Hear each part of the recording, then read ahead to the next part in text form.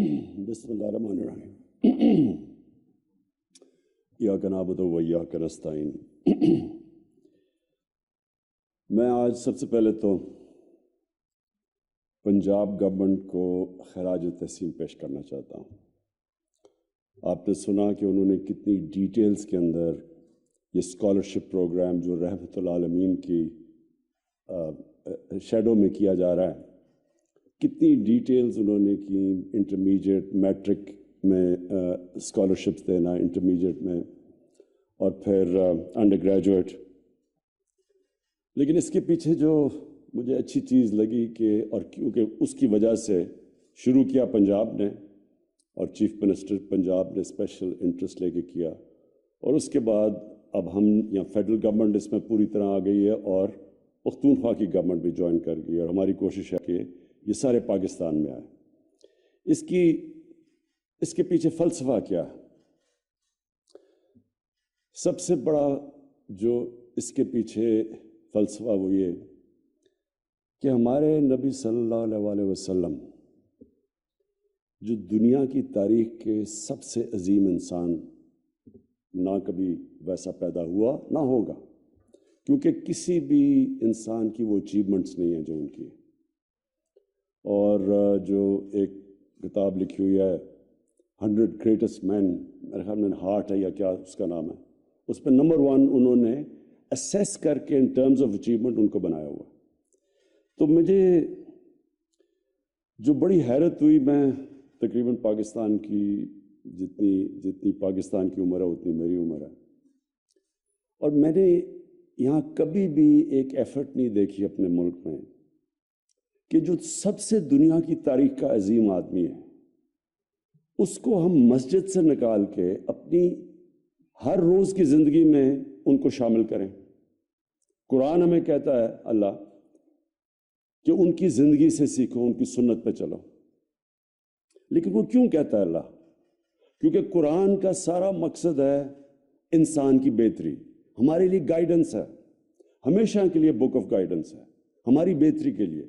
आप कुरान, अल्लाह को तो आप कोई फ़ायदा नहीं पहुंचा सकते या नुकसान पहुंचा सकते, लेकिन कुरान में अल्लाह कहता है कि तुम इस किताब पे चलो तो आपकी ज़िंदगी बेहतर होगी, आपको फ़ायदा है। नमाज में आप कहते हैं अल्लाह मुझे उनके रास्ते पे लगा जिनको तूने नेमतें बख्शी। वो नेमतें अल्लाह ने किसको बख्शी? सबसे ज़्यादा नेमतें जो बख्शी वो हमारे नबी सल्लल्लाहु अलैहि वसल्लम, क्योंकि कोई इतना अजीम आदमी नहीं आया। तो जो उस रास्ते पे चलता है उनको अल्लाह नेमतें बख्शता है। वो अपनी हमारी बेहतरी के लिए सुकून मिलता है, खुशी मिलती है, रूह बेहतर होती है। जो इंसान सारा वक्त खुशी ढूंढ रहा होता है, कोई पैसे में ढूंढता है, कोई हर किस्म की आशी में ढूंढता है, लेकिन अल्लाह ने हम जब नमाज पढ़ते हैं 5 दफ़ा, हम सिर्फ अल्लाह से मांगते हैं वो रास्ता जिसमें अल्लाह ने जो हमें नेमतें बख्शेगा, खुशियाँ देगा, सुकून देगा। लेकिन जो सबसे अजीम आदमी था जो उस रास्ते पे था, उनकी ज़िंदगी का मैंने रियलाइज़ किया कि हमारी ज़िंदगी से ताल्लुक़ ही नहीं है। जुमे में जाते थे, खुतबा सुन लेते थे, उसमें हमें बता दिया करता था चीज़ें, लेकिन वो मस्जिद में ही रह गए। मस्जिद से बाहर अपनी ज़िंदगियाँ रीमॉडल करना, ये सबसे बड़ी हमारी अचीवमेंट होगी। इल्लामा इकबाल ने कहा कि जब भी इस्लाम की तारीख में जब भी मुसलमान माशरा ऊपर आया है तो वो वापस गया इस्लाम के प्रिंसिपल्स के ऊपर जो मदीना की रियासत में बनाए गए थे, और वो प्रिंसिपल्स यानी कि नबी सल्लल्लाहु अलैहि वसल्लम सुन्नत पे चल के ऊपर गया ये। और खैर इल्लामा इकबाल से तो 500 साल तक कोई इतनी मुसलमान स्कॉलर नहीं आए। तो जो इसका मकसद है, हमारी गवर्नमेंट का मकसद है कि हमारे नबी सल्लल्लाहु अलैहि वसल्लम को आम लोगों की ज़िंदगियों में लेके आएं और उनकी सुन्नत पे चलने की कोशिश करें।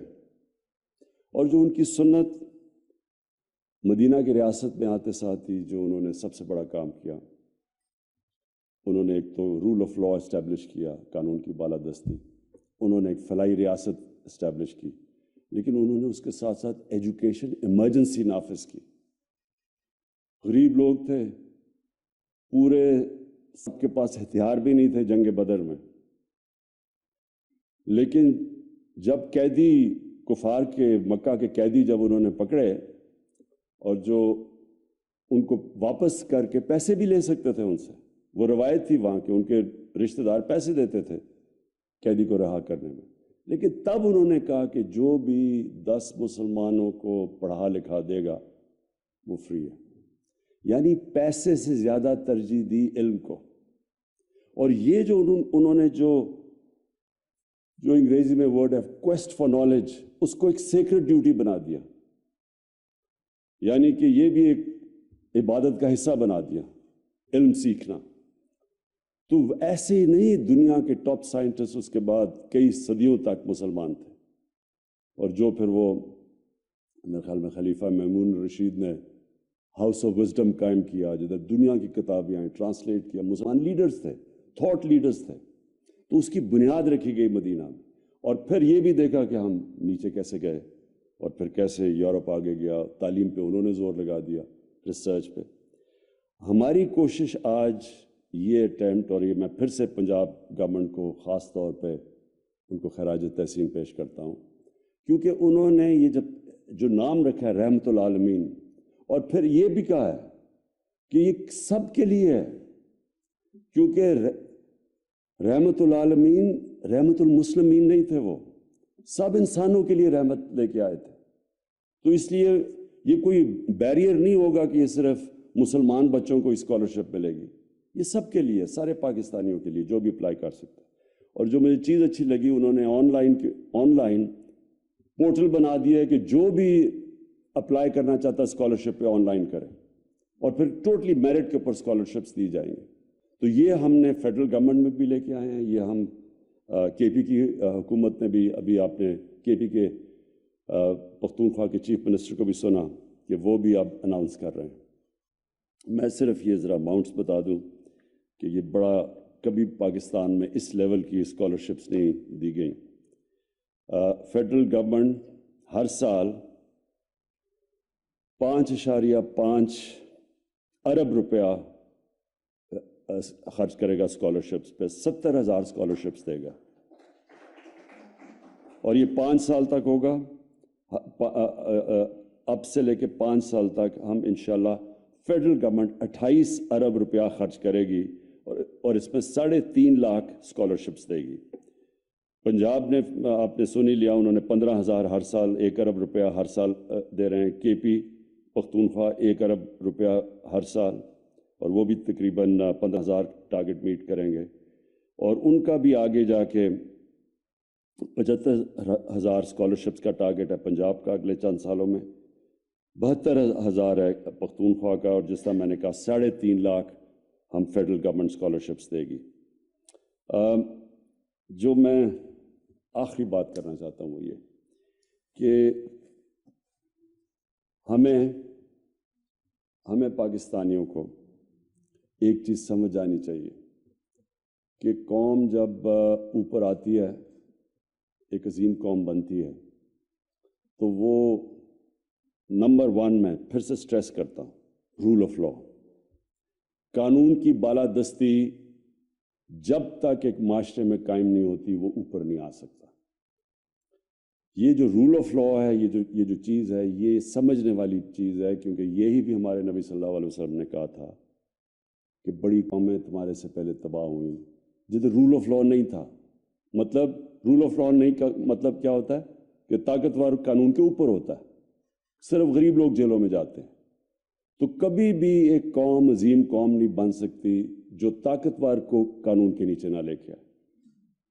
اور سمپل ہے، اس کی کوئی راکٹ سائنس نہیں ہے کہ ایک کمزور آدمی کتنی بھی چوری کر لے، وہ لندن میں تو فلیٹ نہیں لے سکتا، لیکن جو طاقتور ہے، جو بڑے ڈاکو ہیں، وہ صرف یہی نہیں کرتے کہ ان کی چوری اربوں میں ہے، وہ پھر پیسہ باہر لے جانا پڑتا ہے کیونکہ ملک میں وہ پیسہ نظر آ جاتا ہے.